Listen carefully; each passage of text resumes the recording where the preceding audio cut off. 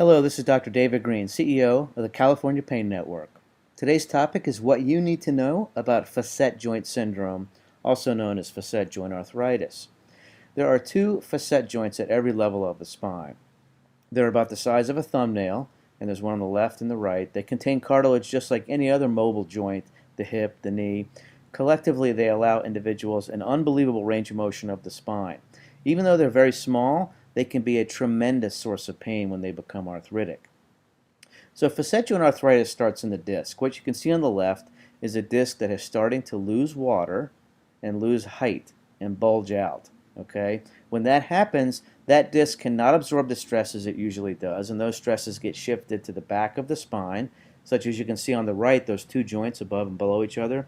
They're getting arthritic as a result of that increased stress. They start to overgrow bone and soft tissue, get irregular, it loses the cartilage, and it can be very painful.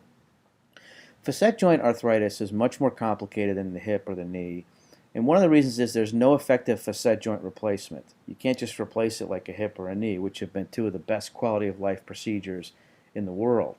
There are two facet joints at every spinal level, and usually multiple levels are affected. So you have two knees, two hips, but over 40 facet joints that can possibly develop arthritis. And as mentioned, even though they're small, they can have very significant pain. Why do people develop facet joint syndrome? Well, most commonly it's from simple wear and tear, degeneration, called osteoarthritis. It can also occur post-traumatic, such as with whiplash, that can cause damage to the joints, that can accelerate arthritis. And there's also a genetic component, which we don't understand very well. The problem is diagnosed usually by history and physical exam, and x-rays can be highly suggestive. None of these are definitive, but they can be highly suggestive. Then you have a procedure, two procedures actually, that serve two purposes, diagnostic and therapeutic. So here you see on the right a medial branch block. Those tiny little nerve endings around the joint, they provide sensation to the joint. Okay? No motor function, just sensation.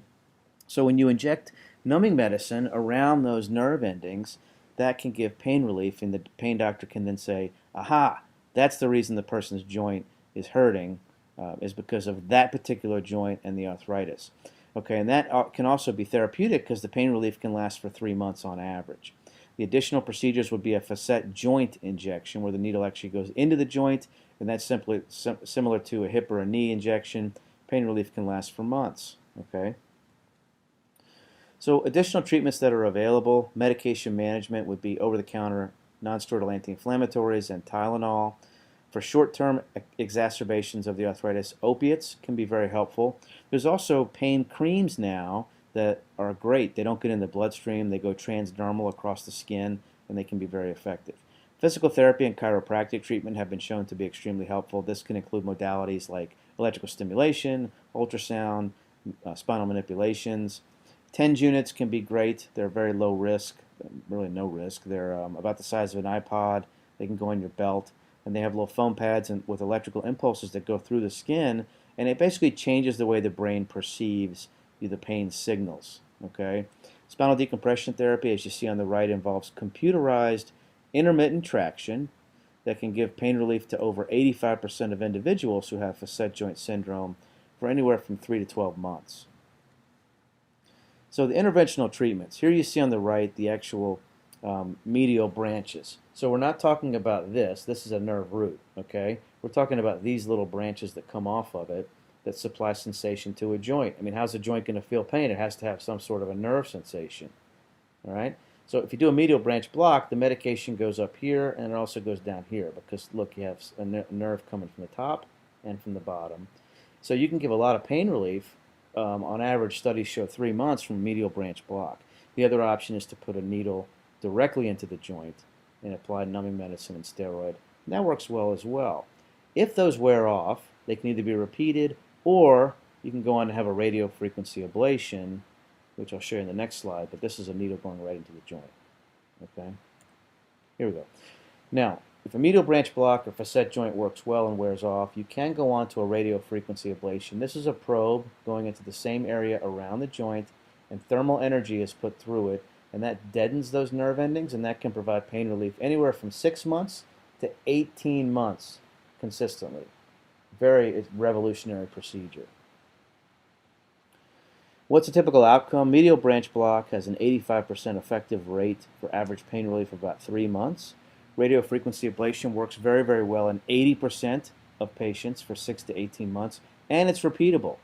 The little nerve endings grow back, pain comes back, you just do it again.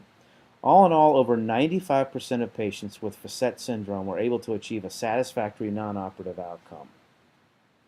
The top pain clinics in California are affiliated with the California Pain Network. There's clinics all the way from San Diego up through Orange County, LA, Bakersfield, Inland Empire, San Francisco, Sacramento. Over 50 insurances are accepted, with over 25 treatment options being available. The overall success rates are 90%. The pain doctors are board certified and award winning.